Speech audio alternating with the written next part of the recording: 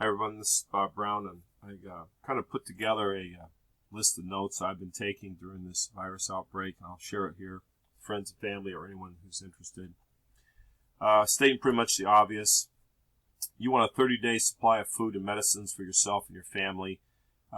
That's because if there's disruptions, and we're going to start seeing disruptions in food and medicines, specifically 98% of all the world's antibiotics are made in China, which I'm not sure how that happened or was allowed to happen, but that's a big problem. So make sure you have 30-day supplies of food and medicine, and that's kind of a moving, rolling buffer. It's not just like 30 days and you get down to zero and you start over. You want to keep that 30-day buffer during this period always at 30 days. So don't misunderstand me here. Don't have 30 days and go to zero and then say, well, I'll go build my next 30 days. No, you want to keep that buffer at 30 days. Maintain your buffer. If you buy something like you have a lot of water and you say, hey, I don't need to buy any more water, that's fine. You're controlling your 30-day buffer. You're looking at the buffer, manage your 30-day buffer, and keep it at 30 days. Again, I'm not telling you to be a doomsday prepper or build a bunker or get a mask. I'm telling you to maintain your 30-day buffer, but that doesn't mean it diminishes past 30 days. If you take something out of it and you're getting 2-3 weeks of supplies that have been retrieved from your buffer, you probably want to refill that.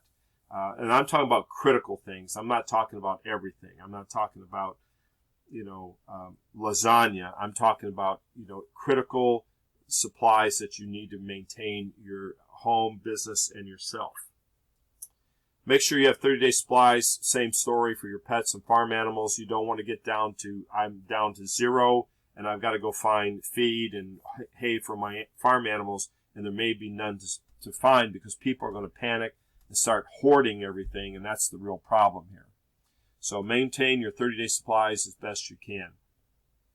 And keep in mind to have extra supplies is point 3 to help the less fortunate. There are going to be people who are older, special needs people who don't have money, your friends, your neighbors, people at church, synagogue, wherever they're at. And you want to make sure that you can help where you can. So pick up a few extra supplies to help the less fortunate.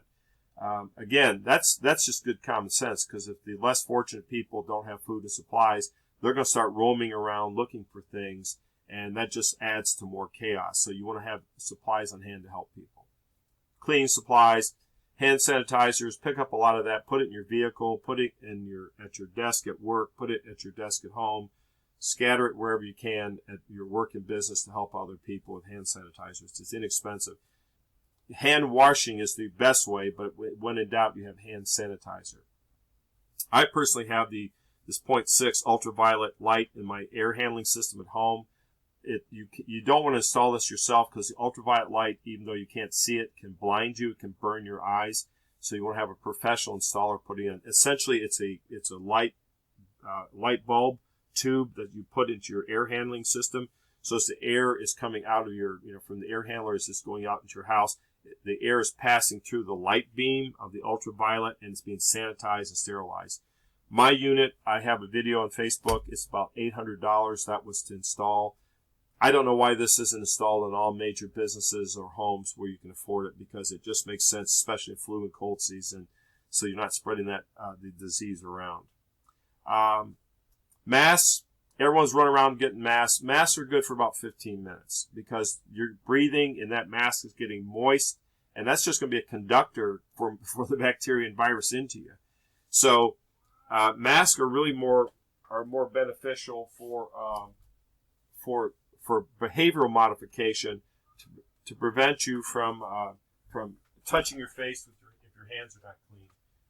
We're going to have a cat situation here, so sorry about that. I'm going to separate these cats so I don't get into a fight.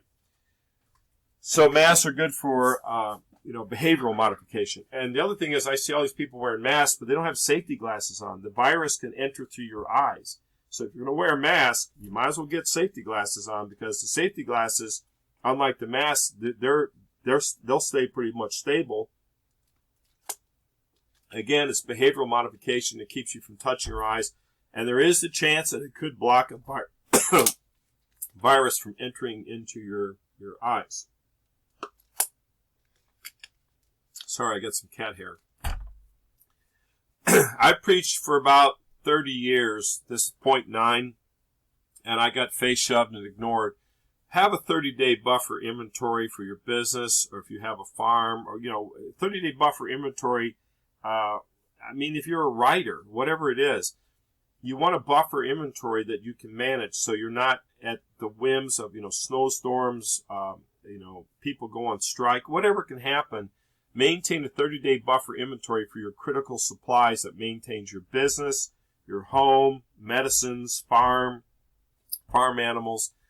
I'm a doctoral student. I try to keep 30 days of buffer inventory on material and stuff that I have to constantly write. I'm always writing, because in a doctoral study, people always want more and more writing sources. So even at that level, you want to have an inventory of ideas and inventory that you can pull from. Don't just always be at day 0 for everything. Point 10 for businesses or farms, multi-source all materials where possible. Depending on one person, it's just a single point of failure. I probably should add that in here. As a matter of fact, I'm going to put it in here. Single point of failure.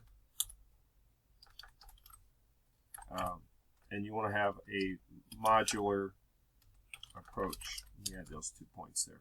Look at that. On the fly. Single point of failure. A lot of people, this is how life is. You have a single point of failure for your business, for your network, for medicine supply, everything. You end the madness of single point of failure by multi-source all materials where possible. If you have a single point of failure, it's inevitable. It will happen.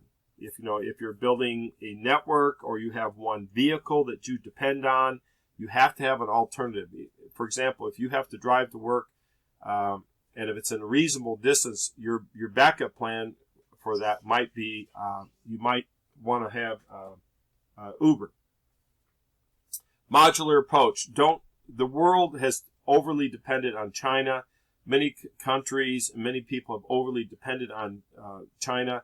You want to have a modular approach. We want to have manufacturing moved around, diversified throughout the world. Point 13, I think we're coming to the end of just-in-time. Just-in-time was very big in the 90s and the 2000s. It was a way of reducing inventory because inventory is expensive. You're tying up capital in inventory. It all makes sense, but right now, just-in-time is not working because right now China is shut down. And JIT really means, I always love this line. This is from Dr. Greenwood at the University of Tennessee. He always called that JIT really means jam it in trucks. And that's really where you're at, is jam it in trucks. So again, 30-day buffer inventory is not going to break you. I'm not saying have 300 days of inventory. I'm not saying going out and buy thousands and thousands of dollars of anything, but have enough that you manage a 30-day inventory, and then you can see, hey, I have plenty of this. I don't need to order this, and maybe I don't even need to order this ever again. It's for your farm, your business, even for me, for school and work. Have contingency plans now. I'm building my contingency plans if I get sick. What happens if I get sick? What happens to my doctoral study? What happens to where I work? What happens to the people that depend on me at work? What am I going to do? How am I going to do it? So I have plans in now. Have succession plans. If you get sick and you run a farm, who's going to take over? Who's going to feed the cattle, take care of the horses, feed the chickens, etc.? Who is going to do that? You need those succession plans now. Partner with other people and say, hey, if we get down, can you come help us? And then if you get down, we'll come help you. So that's critical to have that now. And that's true anywhere in life, right? You could have the flu. You could break your leg. Anything could happen. Contingency plans, succession plannings, get that on paper now. Same thing for supplier and delivery plans. If you are a supplier, what are you going to do if your truck drivers get sick? How are you going to deliver that material? And if you're a delivery service, what are you going to do if your truck drivers get sick? Because they're going to be very exposed because they're traveling around, they're going around, they have to stop and use the restroom, etc. So supplier and delivery services are particularly vulnerable at this time. 18, help others where you can, because people are going to remember you helping them in this time, and that's going to stick with them for the rest of their life. So how you act and react to this virus with your friends, your family, people at church, people at work. This is going to have a lasting impact on their memory of you throughout time. So keep point 18 in mind. Remote work where you can. I've spent a big portion of my career trying to make remote work possible. So make sure people, you're promoting remote work at this time versus people coming together into a giant glass incubator just because someone likes to have all those people in place and have the power. Remote work where you can. I'd be pushing remote work heavily right now. Stay indoors if you're sick or you have comorbidity or you have asthma or you have health issues, heart issues, people who have compromised immune systems. If the virus breaks out in your area, do not go out because you're just going to be putting yourself in harm's way. Point 21, remember, there are people who are asymptomatic. You could have this disease. You don't even know you have it. But you need to figure out if you do, because you could spread that disease. And that's one of the dangers of this disease. So don't just think, hey, everything's great. I had the virus and everything's okay. You could spread to other people and it could have potentially fatal consequences. So keep that in mind. Also remember, you can get this virus a second time, and you may not be so lucky a second time. I made videos on that talks about that there's cases where people have it, then they get reinfected, and they get into worse shape. So just because you haven't get over it, this isn't a normal disease. Point 22 through 27 is basically, how you approach any disaster. 1, pray. Prayer is free. You can pray all the time. Pray for people. I would maintain a posture of prayer. Become a prayer warrior. 23, help and think of others in need. Make sure that is in your mind again. You want to help others, think of others. It's not just about me hoarding everything and hiding in a bunker waiting to come out when the coast is clear. Number 24, sick people are not the problem. There's a terrible video of a woman in China getting beaten because she didn't have a mask on. Sick people are not the problem. I think we kind of understand that. Now, I understand there could be problems with people with mental illnesses who get sick and want to spread it. I get all that, or people have a political, rationale or some kind of rationale. But generally speaking, sick people are not the problem. They did not mean to get sick. They didn't want to get sick. They don't want to get other people sick. Keep that in your head.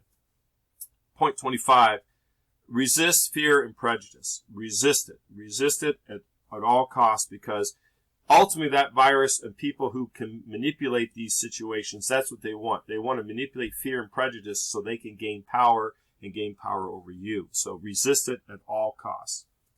Stay connected. Don't disconnect. Stay connected.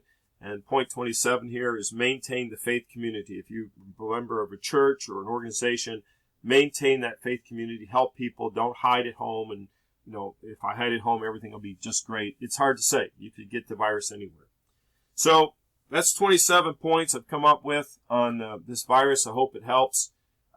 That's my posture in this situation, how I'm going to maintain my work, my business, keep supplies coming into the house, maintain pets and everything, and maintain a doctoral study.